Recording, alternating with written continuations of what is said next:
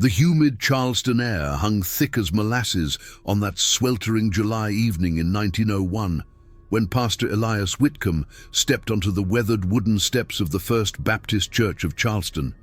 The gas lamps flickered against the gathering dusk, casting dancing shadows across the faces of the congregation that had assembled in the churchyard.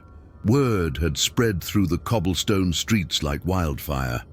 The pastor had something extraordinary to announce. Elias was a tall, gaunt man with deep-set eyes that seemed to burn with an inner fire. His black coat, despite the oppressive heat, remained buttoned to his throat, and his graying beard was meticulously groomed. He had served this community for nearly 2 decades, earning respect through his passionate sermons and unwavering dedication to the Lord's work. But tonight, something different emanated from him, an electric energy that made the crowd lean forward in anticipation. "Brothers and sisters," his voice boomed across the yard, carrying easily over the chirping of crickets and the distant sound of horse-drawn carriages on the main thoroughfare. "I stand before you tonight as a humble servant, blessed beyond measure by the Almighty's grace." The congregation murmured among themselves. Mrs. Adelaide Thornton, the mayor's wife, fanned herself vigorously while whispering to her companion. Young Thomas Fletcher, the blacksmith's apprentice, craned his neck to get a better view. Even old Samuel Hartwell, who rarely attended services due to his arthritis, had made the journey to hear what the pastor had to say. "The Lord," Elias continued, his voice rising with each word, "has seen fit to bestow upon my household a gift so profound, so miraculous, that I can barely comprehend its magnitude." He paused, allowing the weight of his words to settle over the crowd like a heavy blanket. "My daughters Clara and Miriam have been touched by divine grace."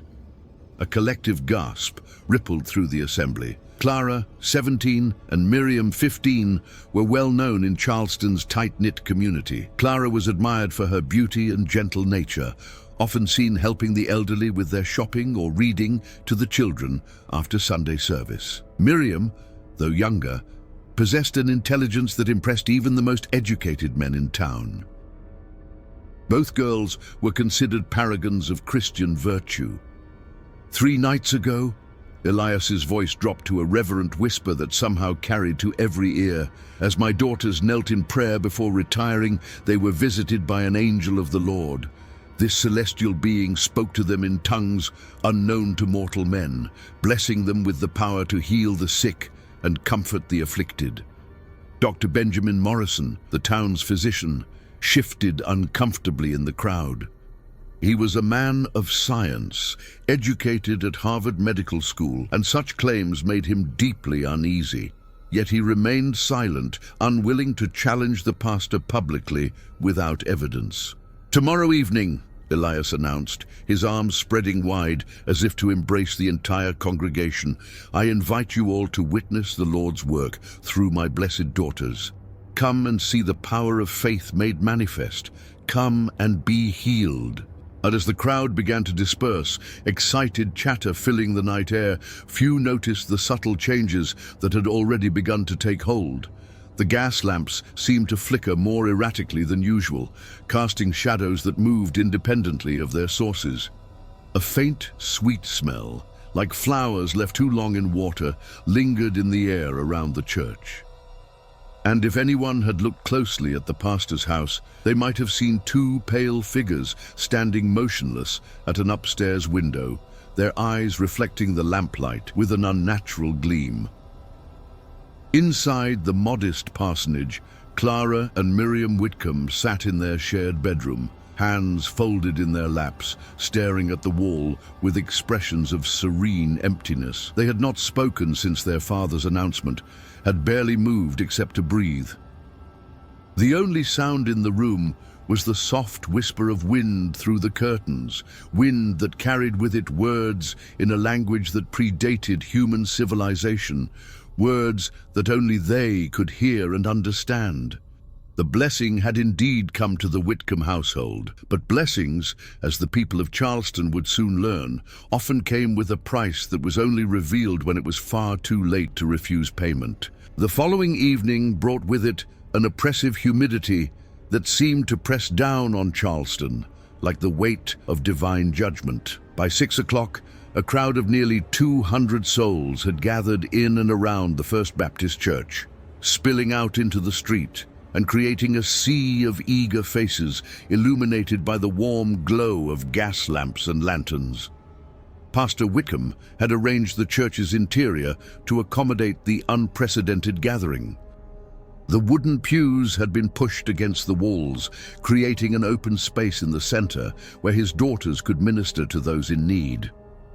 Clara and Miriam stood near the altar, dressed in simple white cotton dresses that seemed to glow in the lamplight. Their hair was braided and pinned back severely, giving them an ethereal, almost otherworldly appearance. "Let us begin with prayer," Elias announced, his voice carrying easily through the packed church. The crowd fell silent, heads bowed, as he offered a lengthy invocation asking for God's blessing on the evening's proceedings. When the prayer concluded, a nervous energy filled the air. People shifted restlessly, whispering among themselves, unsure of what to expect. It was then that Mrs. Catherine Brennan, a widow in her 60s who had been suffering from a painful limp for over a year, stepped forward with the help of her walking stick. "Pastor," she said, her voice trembling with a mixture of hope and fear, "my leg. The doctor says there's nothing more to be done. The pain keeps me awake at night, and I can barely manage my daily tasks." Clara moved forward with a grace that seemed almost supernatural. Her movements were fluid, deliberate, as if she were following choreography known only to her. She approached Mrs. Brennan with a serene smile that never quite reached her eyes. "The Lord sees your suffering, sister," Clara said, her voice carrying a musical quality that hadn't been there before. "He wishes to ease your burden." She placed her hands on Mrs. Brennan's leg, just above the knee where the pain was most severe. The moment her palms made contact, a visible shudder ran through the older woman's body. Her eyes widened, and she gasped as if she had been struck by lightning. "I can feel it," Mrs. Brennan whispered, her voice filled with wonder. "Something warm, moving through my leg like liquid fire." The crowd pressed closer, straining to see what was happening. Dr. Morrison pushed through the throng, his medical bag in hand, determined to observe whatever was taking place with a scientific eye. Clara's hands remained on Mrs. Brennan's leg for perhaps 30 seconds, though it felt like an eternity to those watching. When she finally stepped back, her face was pale but radiant, as if she had just completed some sacred ritual. "Walk, sister," Clara commanded softly. Mrs. Brennan hesitated for a moment, then tentatively put weight on her afflicted leg. Her eyes widened in amazement as she took a step, then another, without the aid of her walking stick. The pain that had plagued her for months was completely gone. "Praise the Lord," she cried out, tears streaming down her weathered cheeks. "I'm healed. I'm truly healed." The church erupted in a mixture of gasps, prayers, and exclamations of wonder. Several people fell to their knees, overwhelmed by what they had witnessed. Others pushed forward, eager to be the next to receive this miraculous healing. Dr. Morrison approached Mrs. Brennan, his face a mask of professional skepticism. "May I examine your leg, Catherine?" he asked. She nodded enthusiastically, and the doctor conducted a thorough examination, testing her range of motion, checking for swelling, and asking detailed questions about her pain levels. After several minutes, he straightened up, his expression troubled. "I cannot explain it," he admitted to the crowd. "The inflammation that was clearly present in her knee joint appears to have completely subsided. By all medical understanding, this should not be possible."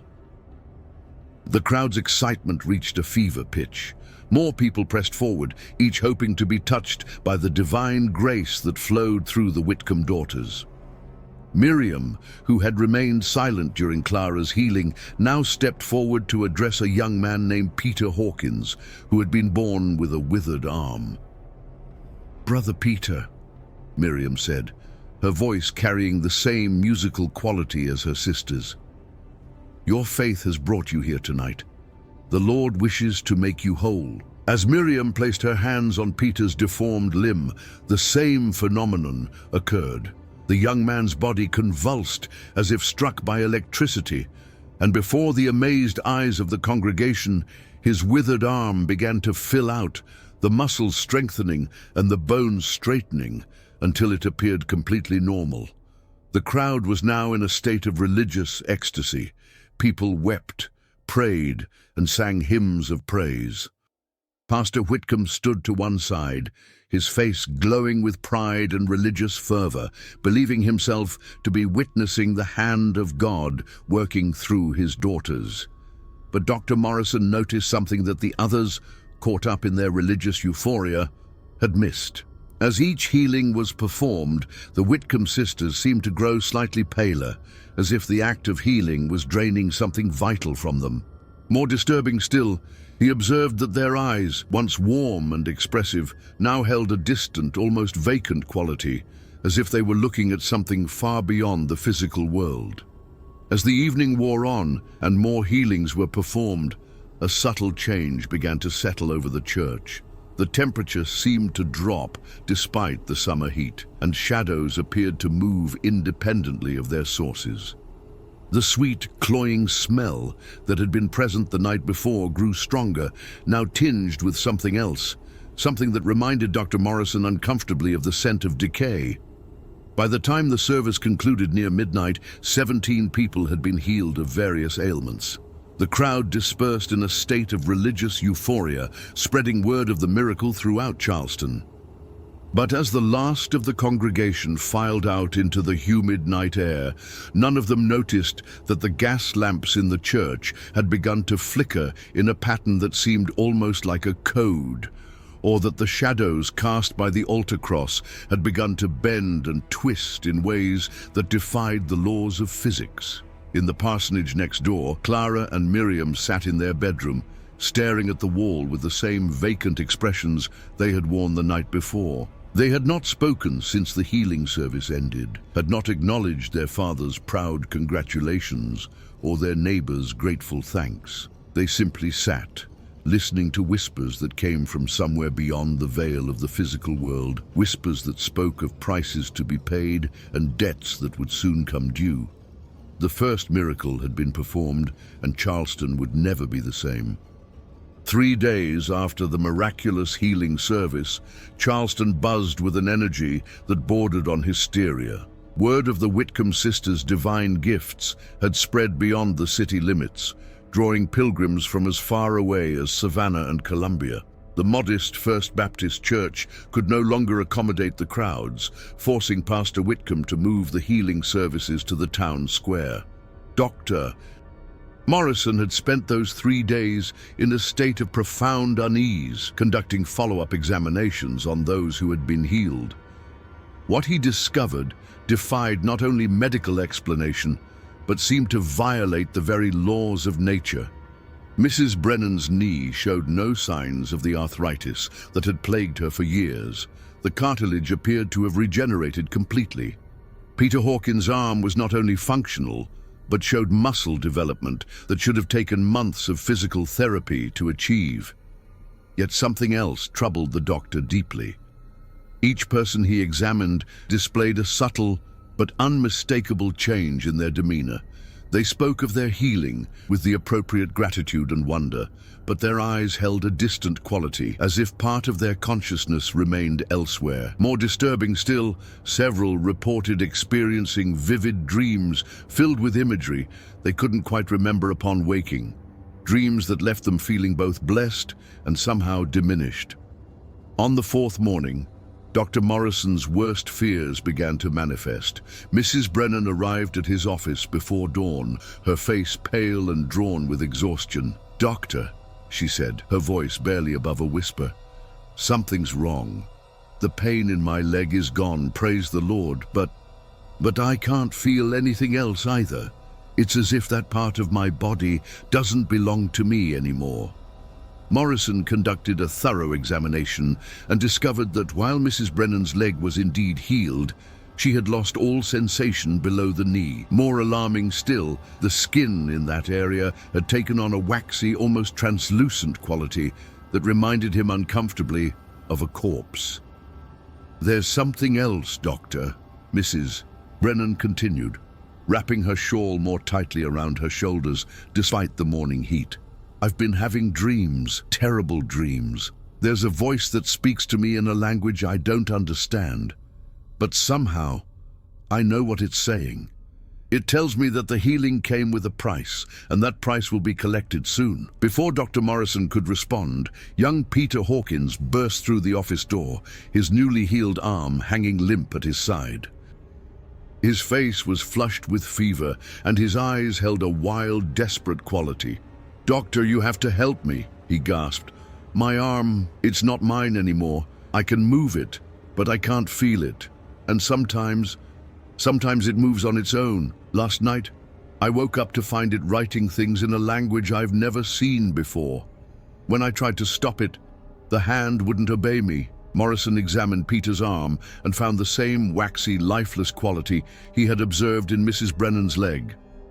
The muscle tone was perfect, the range of motion complete, but the limb felt cold to the touch and showed no response to pain stimuli. As the morning progressed, more of the healed began to arrive at Dr. Morrison's office, each reporting similar symptoms. The parts of their bodies that had been touched by the Whitcomb sisters' healing power were becoming increasingly numb and unresponsive, while their dreams grew more vivid and disturbing. Meanwhile, at the parsonage, Pastor Whitcomb was preparing for another healing service, oblivious to the growing crisis among his daughter's previous patients.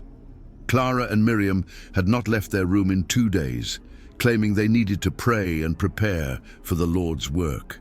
When Elias knocked on their door to check on them, they responded in voices that seemed to harmonize in impossible ways, assuring him that all was well and that they were simply communing with the divine. What the pastor didn't know was that his daughters were no longer alone in that room. The entity that had first appeared to them as an angel had revealed its true nature, and the price for its gifts was becoming clear. Each healing they performed transferred a portion of the recipient's life force to the entity, while simultaneously binding that person to its will. The healed were becoming vessels, empty shells that could be filled with the entity's influence when the time was right. That evening, as another crowd gathered in the town square for the healing service, Dr. Morrison made a desperate decision. He approached Pastor Whitcomb privately, pulling him aside before the service could begin. "Elias, I need to speak with you about the healings," Morrison said, his voice urgent. "There are complications, serious complications that you need to know about." Pastor Whitcomb's eyes flashed with irritation. "Benjamin, I understand that as a man of science, this challenges your understanding of the natural world. But what my daughters are doing is the work of the Lord. I will not have you spreading doubt among the faithful." "This isn't about faith or science," Morrison insisted. "The people who have been healed are experiencing severe side effects. They're losing sensation in the healed areas, and their behavior is changing. Something is very wrong here." Before Pastor Whitcomb could respond, a commotion erupted in the crowd. Mrs. Brennan had collapsed in the town square, her body convulsing violently. As Dr. Morrison rushed to her aid, he noticed that her eyes had rolled back, showing only the whites, and she was speaking in the same unknown language that several other patients had mentioned in their dreams. The crowd pressed closer, some interpreting her convulsions as a sign of divine possession, others backing away in fear. But Morrison noticed something that chilled him to the bone. Mrs. Brennan was not alone in her affliction. Throughout the crowd, others who had been healed in previous services were beginning to show similar symptoms. Their eyes were rolling back, their bodies swaying in unison, and from their lips came the same alien words in perfect synchronization. As the possessed began to move through the crowd with jerky, unnatural movements, panic started to spread among the onlookers. Some fled in terror, while others fell to their knees in prayer, believing they were witnessing some form of divine revelation. At the center of it all, Clara and Miriam Whitcomb stood motionless, their white dresses billowing in a wind that seemed to affect only them. Their eyes were now completely black, reflecting no light, and when they spoke, their voices carried harmonics that no human throat should have been able to produce. "The harvest begins," they said in unison, their words carrying across the square with supernatural clarity. "Those who have received grace must now give grace in return. The vessel must be filled, and the ancient hunger must be fed." Dr. Morrison realized with growing horror that the healings had never been miracles at all.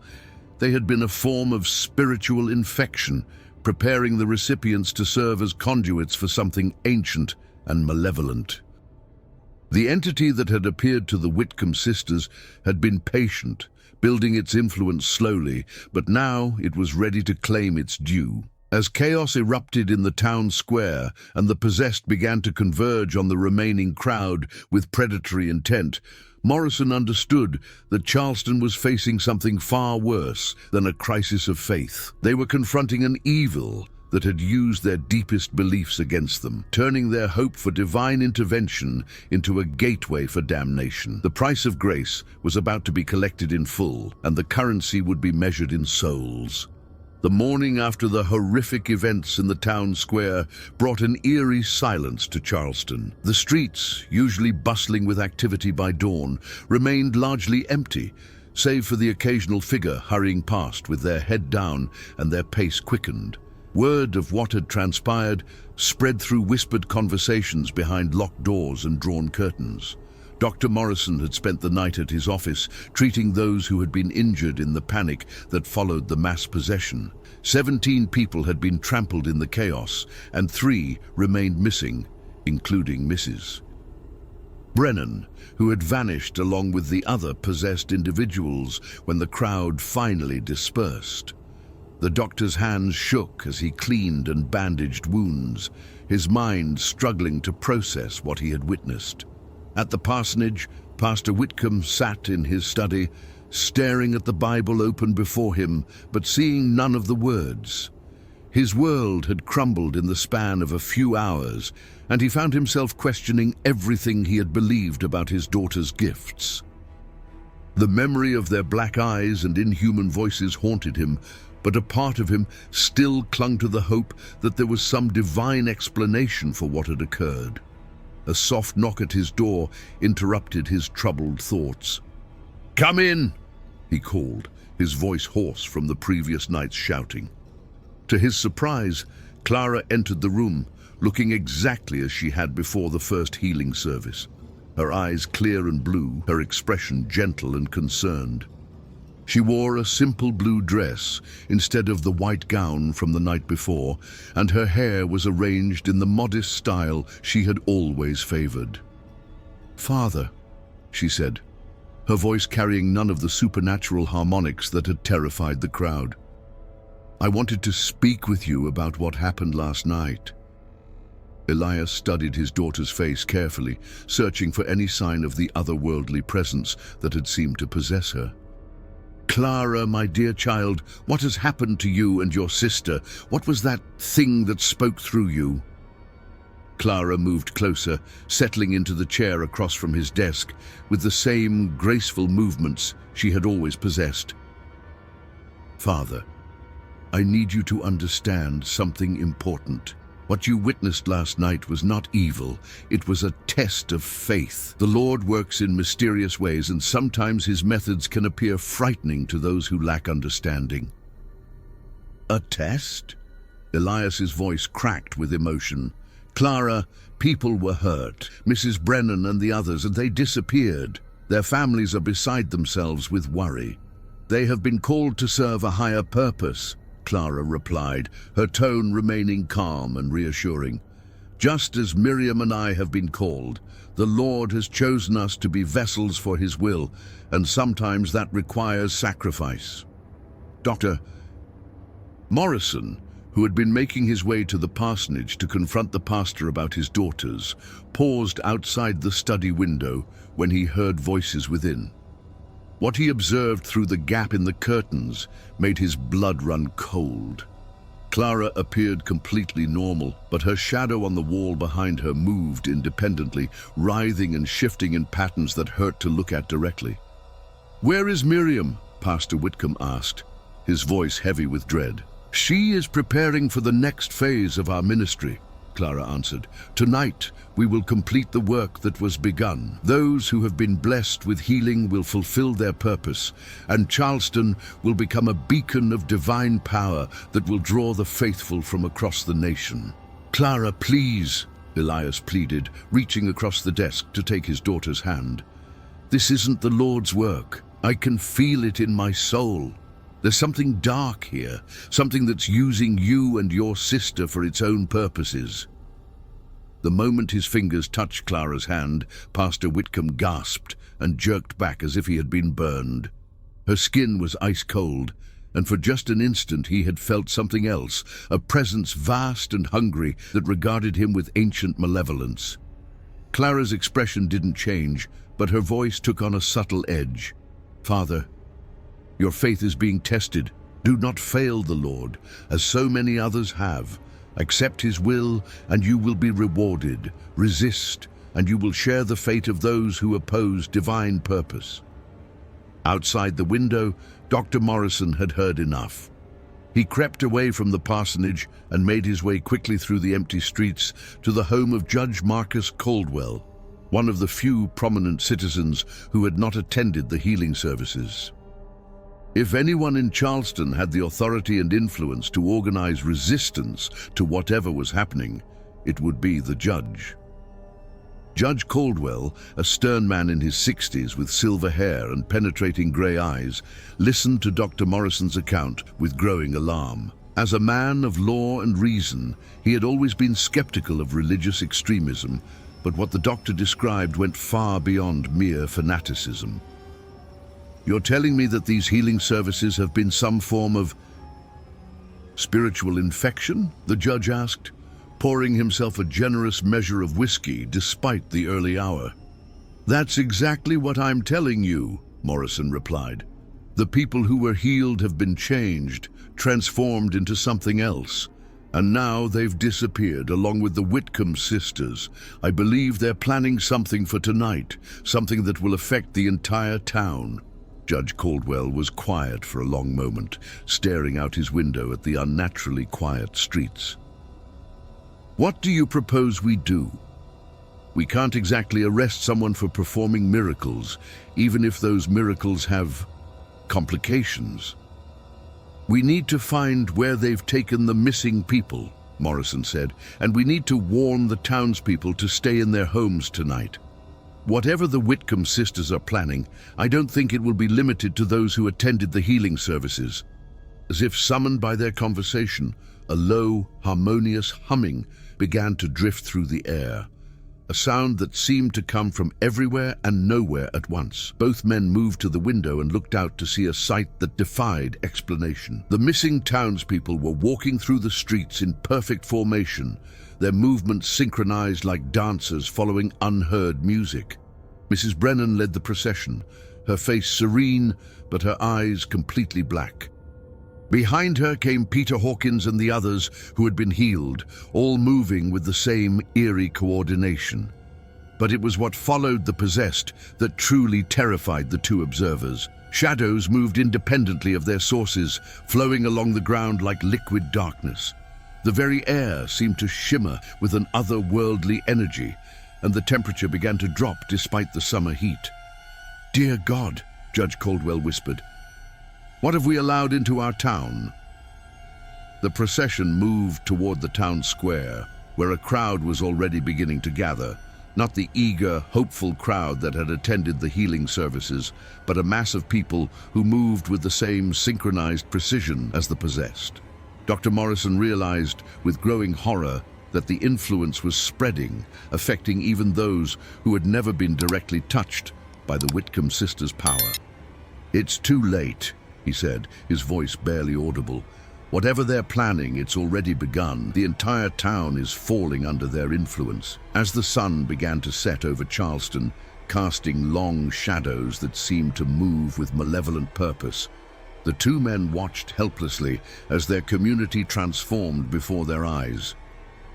The entity that had first appeared to Clara and Miriam Whitcomb was finally ready to reveal its true nature and claim the harvest it had so patiently cultivated. The blessing that had come to Charleston was about to show its true face, and that face was one of ancient hunger and endless darkness. As darkness fell over Charleston, the town square transformed into something that belonged more in a nightmare than in the heart of a God-fearing community. The possessed townspeople had arranged themselves in concentric circles around a makeshift altar constructed from the church's wooden pews. At the center stood Clara and Miriam Whitcomb, no longer bothering to maintain their human facades. Their skin had taken on a translucent quality that revealed dark veins pulsing with an otherworldly energy. Their eyes were pools of absolute blackness that seemed to absorb light rather than reflect it. When they moved, it was with a fluid grace that defied human anatomy, as if their bones had been replaced with something more flexible and alien. Dr. Morrison and Judge Caldwell had managed to gather a small group of unaffected townspeople in the judge's house, those who had been away during the healing services or had possessed enough natural resistance to avoid the spreading influence. Among them were Sheriff William Hayes, the town's telegraph operator Samuel Reed, and a handful of others who watched in horror through the windows as their neighbors and loved ones participated in the unholy ceremony. "We have to do something," Sheriff Hayes said, his hand resting on his service revolver. "I can't just stand here and watch while those things use our people like puppets." "What exactly do you propose?" Judge Caldwell asked grimly.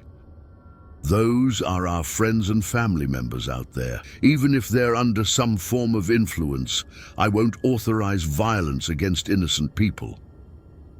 Dr. Morrison pressed his face closer to the window, trying to make sense of what he was observing. "Look at the pattern they're forming," he said. "It's not random. They're creating some kind of symbol or diagram with their bodies." Indeed, the possessed townspeople had arranged themselves in an intricate geometric pattern that seemed to pulse with its own rhythm. As they swayed in unison, their movements traced complex designs in the air, and the very atmosphere around the square began to shimmer and distort. At the center of it all, Clara and Miriam began to speak in voices that harmonized in impossible ways, their words carrying across the square with supernatural clarity despite the distance. The language they used was ancient beyond human memory, predating civilization itself, and yet somehow the meaning was clear to all who heard it. They were calling something forth from the spaces between worlds, offering the life force of the possessed as payment for its manifestation. The entity that had first appeared to them as an angel was finally ready to shed all pretense and reveal its true nature. Pastor Whitcomb, who had been among the last to succumb to the influence, stood at the edge of the inner circle. His face bore an expression of profound anguish, as if some part of his consciousness remained aware of what was happening but was powerless to resist. Tears streamed down his cheeks as he watched his daughters serve as conduits for an evil that had used his faith against him. "The vessel is prepared," Clara and Miriam spoke in unison, their voices now carrying harmonics that made the windows of nearby buildings vibrate. "The harvest is complete. Let the ancient hunger be satisfied, and let the new age begin." The air above the square began to tear like fabric, revealing glimpses of something vast and terrible beyond. Tendrils of living shadow poured through the growing rift, reaching down to caress the upturned faces of the possessed. Where the shadows touched, the townspeople began to change, their humanity draining away like water from a broken vessel. "My God," whispered Samuel Reed, the telegraph operator. "We have to warn the outside world. If this thing fully manifests, it won't stop with Charleston." He rushed to his equipment and began frantically tapping out messages to neighboring towns and cities, describing the supernatural crisis that was unfolding. But even as he worked, he could feel the influence pressing against his mind, whispering promises of peace and purpose if he would only surrender his will. Back in the square, the ritual was reaching its climax. The possessed townspeople had begun to collapse one by one, their life force completely drained to fuel the entity's manifestation. Mrs. Brennan was among the first to fall, her body crumbling to dust as the last of her essence was consumed. Peter Hawkins followed moments later, his newly healed arm dissolving into shadow before the rest of him followed suit. But their sacrifice was not in vain, at least not from the entity's perspective. With each death, the rift above the square grew larger, and more of the creature's true form became visible. It was something that the human mind could barely comprehend, a writhing mass of darkness and hunger that existed in dimensions beyond the physical world. Clara and Miriam, their purpose nearly fulfilled, began to show signs of the same dissolution that had claimed their victims. Their translucent skin started to crack and flake away, revealing the hollow shells they had become, yet they continued to chant, their voices growing weaker but never faltering in their devotion to the entity they served. Dr. Morrison realized with growing desperation that conventional weapons would be useless against such a creature. But as he watched the horror unfold, he remembered something from his medical training, a lecture about the power of the human will to overcome even the most dire circumstances. "The possessed," he said suddenly, turning to the others. "They're not completely gone. I saw the anguish in Pastor Whitcomb's face. Part of them is still fighting the influence." "What are you suggesting?" Judge Caldwell asked. "If we can reach them, remind them of who they were before this started, we might be able to break the entity's hold. It's feeding on their life force, but it needs their willing participation to complete the manifestation." Sheriff Hayes nodded grimly. "It's worth a try, but how do we get close enough without being affected ourselves?" Dr. Morrison was already moving toward the door. "We don't have a choice. If we don't act now, there won't be anything left of Charleston to save." The small group of survivors prepared to venture into the nightmare that their town had become, knowing that they were likely walking to their deaths, but unable to stand by while an ancient evil consumed everything they held dear. The battle for Charleston's soul was about to begin, and the outcome would determine not just the fate of their community, but potentially the future of the world itself. As they stepped out into the shadow-filled streets, the entity's laughter echoed across the square, a sound like breaking glass and dying stars that promised suffering beyond imagination for any who dared to oppose its will. The streets of Charleston had become a labyrinth of living shadows as Dr. Morrison led the small band of survivors toward the town square. The very air seemed thick with malevolent energy, and each step forward required tremendous effort, as if they were walking through invisible molasses. The entity's influence pressed against their minds like a physical weight, whispering promises of peace if they would only surrender their will. Sheriff Hayes stumbled and nearly fell as a tendril of shadow wrapped around his ankle. "Doctor," he gasped, "I don't think we're going to make it. The thing's too strong." Morrison helped the sheriff to his feet, his own vision blurring as the entity's whispers grew louder in his mind. "We have to try. Look at what's happening to the square." The rift above the town center had grown enormous, and through it, they could see glimpses of the entity's true realm, a place of endless hunger and despair where consumed souls writhed in eternal torment. The creature itself was now partially manifested, its massive form casting impossible shadows that moved independently of any light source. But it was the sight of Pastor Whitcomb that gave Morrison hope. The man stood at the edge of the inner circle, his body swaying with the others, but his face contorted in an expression of desperate resistance. Tears continued to stream down his cheeks, and his lips moved in what appeared to be silent prayer. "Elias," Morrison shouted, his voice barely carrying over the otherworldly chanting. "Fight it! Remember who you are!" The pastor's head turned slightly at the sound of his name, and for a moment his eyes cleared. The entity's influence wavered, and several of the possessed stumbled in their synchronized movements. Clara and Miriam, now little more than hollow shells channeling the creature's power, turned their black eyes toward the approaching survivors. When they spoke, their voices carried the full weight of the entity's rage. "You cannot stop what has already begun," they said in unison. "The harvest is nearly complete. Soon this vessel will be strong enough to spread across your world like a plague, consuming all in its path." But even as they spoke, cracks began to appear in their facade. The sisters' forms flickered between their corrupted state and glimpses of the innocent girls they had once been. Morrison realized that some part of them was still fighting, still trying to break free from the entity's control. "Clara, Miriam," he called out, pushing forward despite the shadows that clawed at him. "Remember your father's love. Remember the real faith you once held." Judge Caldwell and the others spread out, each calling to different members of the possessed crowd, trying to reach whatever humanity remained within them.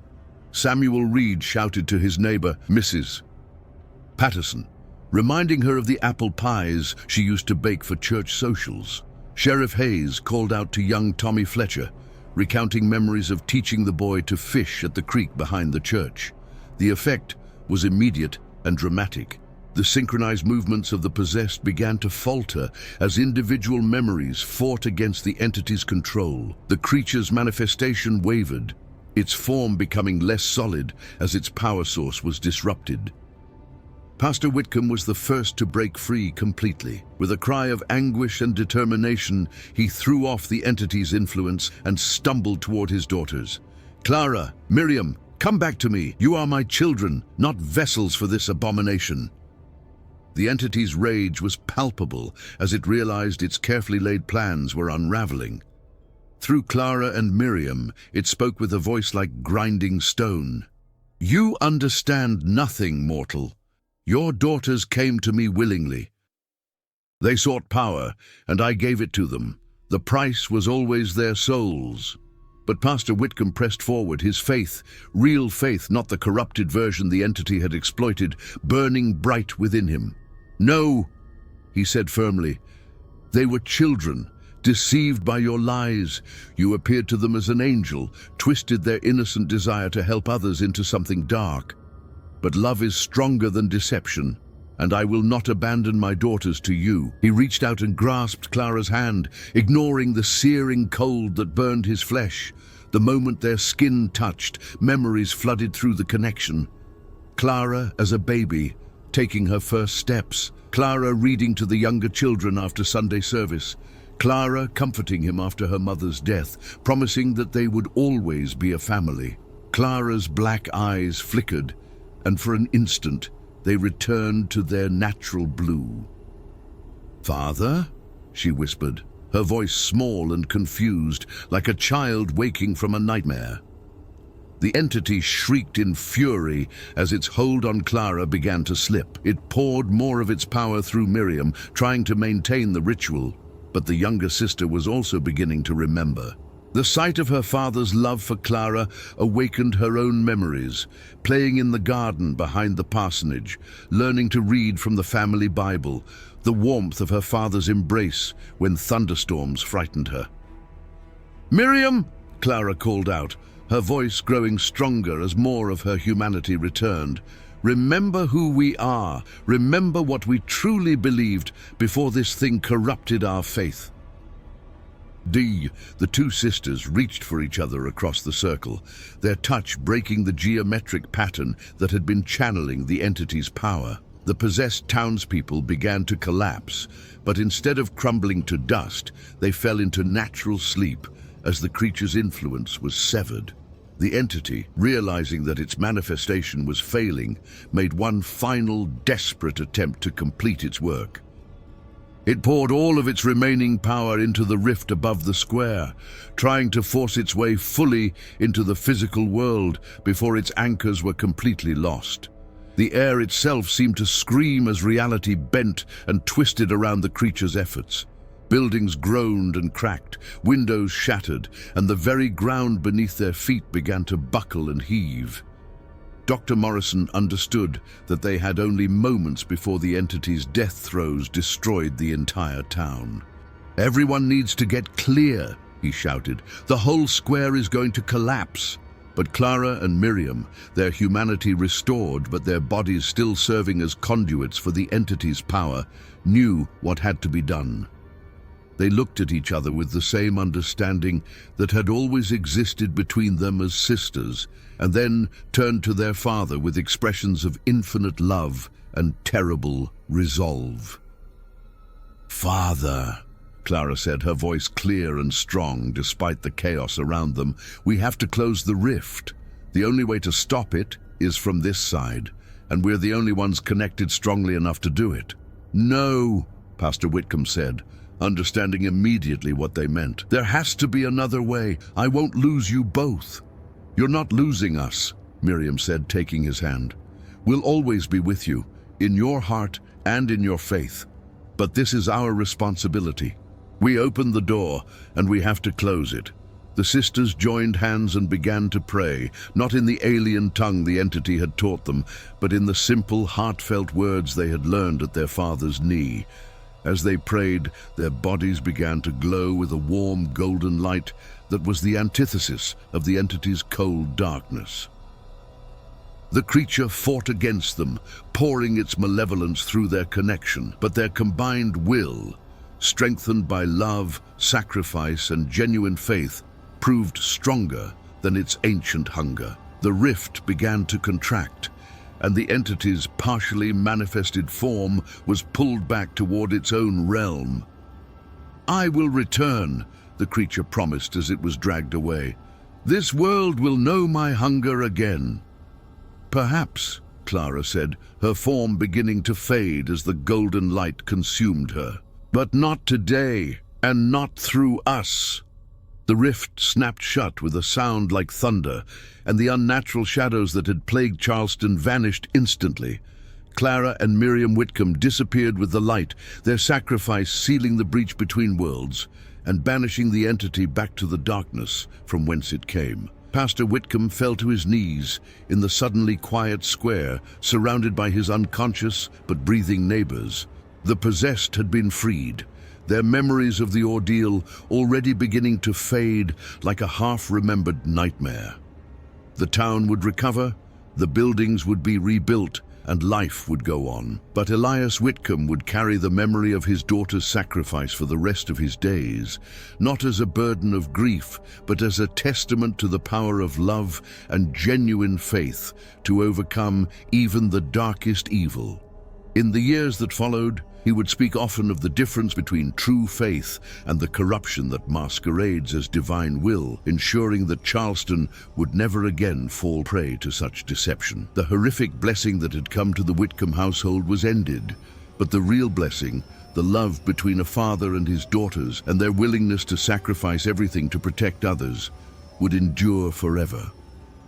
In the end, it was not divine power that saved Charleston, but the very human capacity for love, sacrifice, and redemption. As dawn broke over the town, Dr. Morrison helped Pastor Whitcomb to his feet, and together they began the long work of healing their community, not through supernatural means, but through the patient, difficult, and ultimately more powerful process of human compassion and genuine care for one another. The shadows were gone, and Charleston was free. 6 months after the events that would come to be known as the Charleston incident, in hushed conversations and carefully worded newspaper reports, life in the small South Carolina town had settled into a new rhythm. The official story, as recorded by the authorities and reported in the Charleston Mercury, spoke of a tragic outbreak of mass hysteria brought on by the summer heat and religious fervor, a phenomenon not uncommon in the rural South of 1901. Dr. Benjamin Morrison had been instrumental in crafting this narrative, understanding that the truth would either be dismissed as madness or, worse, attract the attention of those who might seek to replicate what the Whitcomb sisters had inadvertently unleashed. The missing time experienced by the possessed was attributed to heat stroke and temporary delirium, and most of the townspeople seemed content to accept this explanation, their memories of the supernatural events already fading like morning mist. The First Baptist Church of Charleston had been rebuilt on the same site, but Pastor Elias Whitcomb no longer stood at its pulpit. He had requested a transfer to a small mission church in the mountains of North Carolina, claiming that he needed time for reflection and spiritual renewal. The truth was that he could no longer bear to look upon the altar where his daughters had made their final sacrifice, or to see the faces of the townspeople who had been touched by the entity's influence. On this particular February morning, as snow dusted the peaks of the Blue Ridge Mountains, Pastor Whitcomb sat in his modest cabin, writing in the journal he had kept since leaving Charleston. His hair had gone completely white in the months since the incident, and deep lines etched his face, but his eyes held a clarity that had been absent during those dark summer days. February 15th, 1902.